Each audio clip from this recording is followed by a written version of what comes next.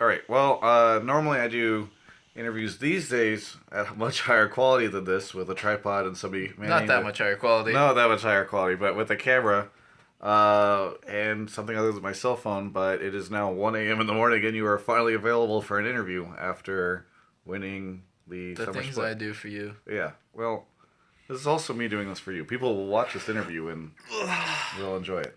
Okay. So we're in your hotel room. Actually, the shower just turned on because Biofrost is going to take a That's shower. Vincent when he's taking a shower. He doesn't want to be in that. He doesn't want to be in this interview, and he also doesn't want you guys to know that it's him taking a shower, but it's him. Okay. Anyway, so actually, this is not the first time that I have done a interview with you in a hotel after summer championships or playoffs. Do you remember the last time?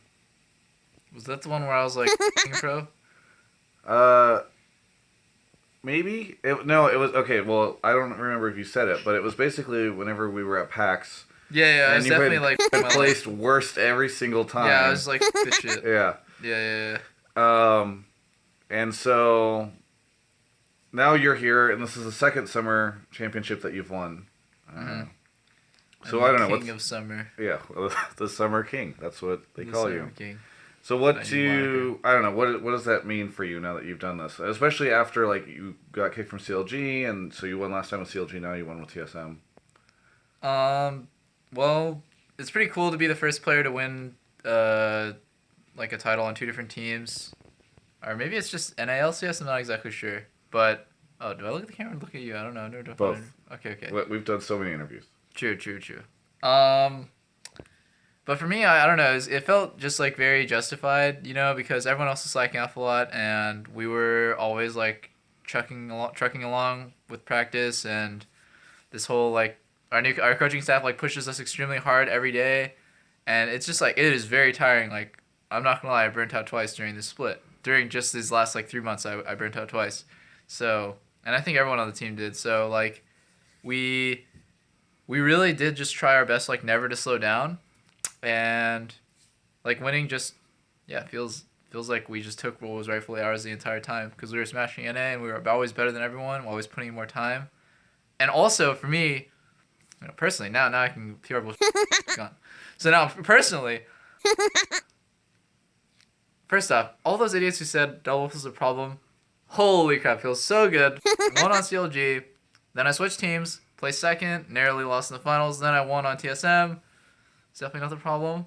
But just shutting those guys up feels really nice. Also, like, the fans who stuck with me from CLG, it's like I came off of a high. I just won my first championship on CLG. Okay, now I switched to TSM. The people who, like, switched to TSM with me and continue to be Doublelift fans even though, I left my team or I got kicked off my team, they're like, must have felt really sad when I got crushed in the finals.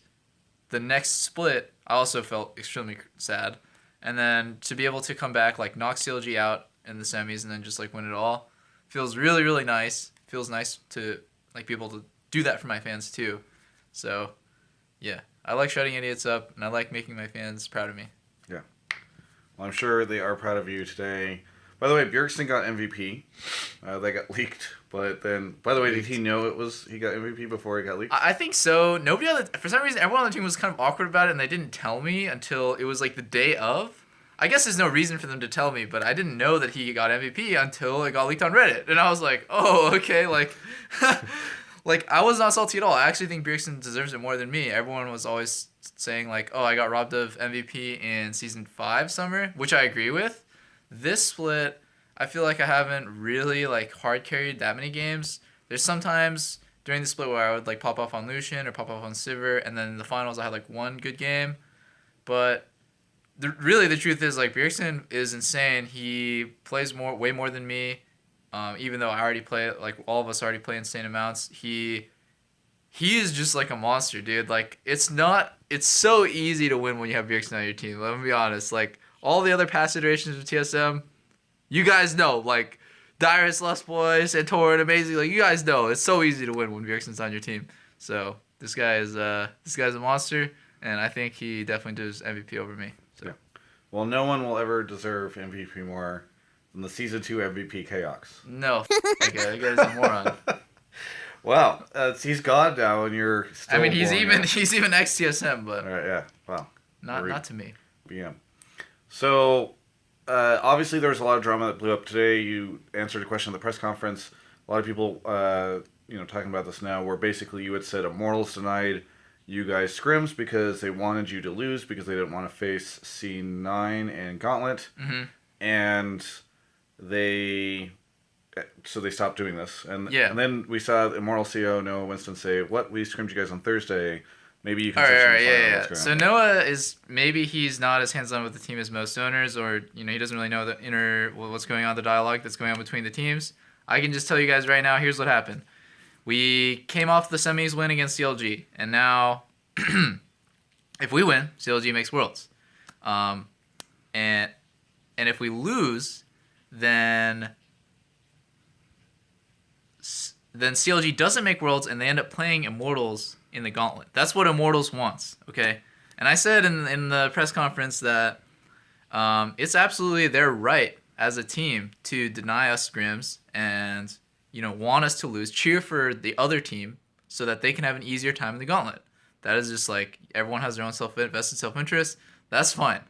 But I'm spiteful because they f***ed over our practice. I also now I want to see them lose because they made it harder for us to win. And I think both teams have this right. I have this right to want them to lose, and they have this right to make it harder for us to practice. But Noah, for some reason, interpreted this as like that they blockaded scrims. The truth is, yes, they did scrim us one set. It was on Thursday, I think he said. All other days, actually, what happened was we had asked Immortals to scrim. First day, they're sick. Okay. Second day, they're tired. They can't do a night block. And we thought that was kind of weird. Most teams are actually doing night blocks. So, we log on the tournament realm, and we can obviously, the tournament realm is a very small realm. We can see that they're scrimming Cloud9. So we're like, that's weird. They had just canceled these blocks with us, or refused, maybe not canceled, but refused to scrim us in these a lot of times because they don't do night blocks. But they're doing it for Cloud9. So I thought that was pretty scummy. Just like not, it's cool if you don't want us to win. It's cool if you say, no, we're just going to scrim Cloud9 instead, but they just said we don't do night blocks, or like we're too tired or something. Our players get too tired. And so, the entire time we were just scrimming CLG, 5 games, Immortals, 5 games. Next day, every day it's just like five games of scrims. It's really hard to prepare for finals when you're playing 5 scrims a day. We had been used to playing anywhere from like 10, probably like average like 9, 10, 11 scrims a day. And yeah, we basically halved it for these finals because we got so. Noah, a little bit, maybe there was some miscommunication. Maybe he just doesn't have enough information on this, but I really hope Cloud9 is on Immortals. There you go. Okay, well, so that's been resolved, at least from your side, and we'll see what Noah has to say about it. Yeah. So now, you guys are going to, you also answered my question in the press conference, you're going to Korea for 2 weeks before Worlds, but that's not starting this week. What's happening this week? This week, we just won the finals, so we're gonna take some time off, 6 days rest, and finally it's like a mini break. Then we're gonna go straight into Korea for boot camp, and then come back to NA to adjust back to jet lag. Worlds is happening in NA this year, so we want to have that home field advantage. Be comfortable. What do you think TSM's chances are? Because I think a lot of people feel as though, especially after CLG's performance at MSI, like, North America looks stronger as a region. TSM looks really strong after their split, losing only one match. That match to Phoenix 1. Jesus Christ, come on, dude. Flukes happen. Okay. Well, yes. As Dixie would tell you, they fluked their way to Toronto. They did. I think that fluke is becoming a meme now. I love flukes. I love flukes too. So anyway, but back to the question: TSM chances at Worlds. Well, no. I think no respectable player actually had a real hope for NA to do well at Worlds in the previous splits. I mean, just running them down. Season 2 is too far away. Season 3, SKT was undisputed best. Faker was like literally just so far ahead of everyone else. He's just insane. Season 4, Samsung White, probably one of the best teams in history. Then season 5, SKT and Tigers are like insane. But this time, actually, I think NA has a real shot at Worlds. Previous times, not so much. I don't think Rocks Tigers or KT are nearly as ahead as the other times where Korea was like still a dominant region. And yeah, I know that we can win. I study all the Korean VODs. I watch pretty much every single one of their games, and they're not nearly as good. They're not nearly as ahead as they were in the previous years. And I think TSM can win for sure. I don't know. CLG getting second at MSI is a testament to the gap closing. Yeah, the gap is closing. The gap is closing. Yeah, the wall is getting 10 feet higher. That's a different thing, I think. Oh, really? Yeah. Or maybe you could apply it here because North America or the U.S. is where Worlds is happening this year. We're going to build a wall. Yeah, and keep all the 4 teams out. Wait, actually, no, we can't do that. We can't do that. We can't do that. Yeah. Only NA teams show up. Yeah. That's how we win. We built a wall. They can't get in. Once again, USA shows its dominance. We're the best. NA is the best region. Yeah. We'll build the wall. We'll keep Canada in the wall, and then they'll be because it's North America. Oh, yeah. True. It's NA. Yeah, exactly. Vincent can't go back home. Yeah, sorry, Vincent. We built the wall. We forgot to include Canada in the wall. You can't go back home to Canada. Yeah, that's unfortunate. All right, so that's happening. The wall thing. Trying to think if there's anything else. Normally I don't do interviews at 1 a.m. on my phone. Yeah. Any thoughts on Biofrost? This is cool. When I picked him up, he was a little turd. He was so bad, but now he's pretty good. Okay. I think he could probably hear us from... That's okay, he knows. Okay. Vincent knows he was... Or he's just sitting there like this.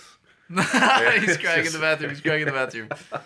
Holy crap. All right. And finally, what did you think of the venue and the fans and all that stuff? Oh, yeah, dude. I remember going to Canada with you on vacation. Vancouver, and the fans are super passionate. I think esports is really big in Canada. A lot of the pro players come from Canada, and I don't think it's like a coincidence or anything. So, yeah, it was pretty cool. It's like little.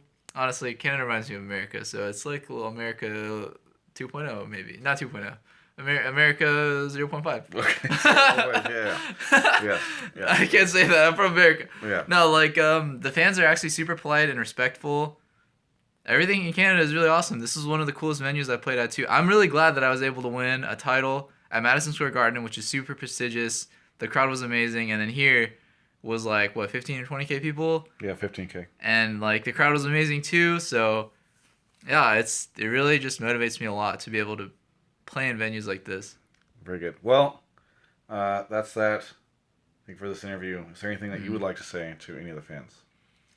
Thank you guys for supporting me on this long journey. My career's been 5 or 6 years now, so I'm very happy to just be able to still continue and be successful even now.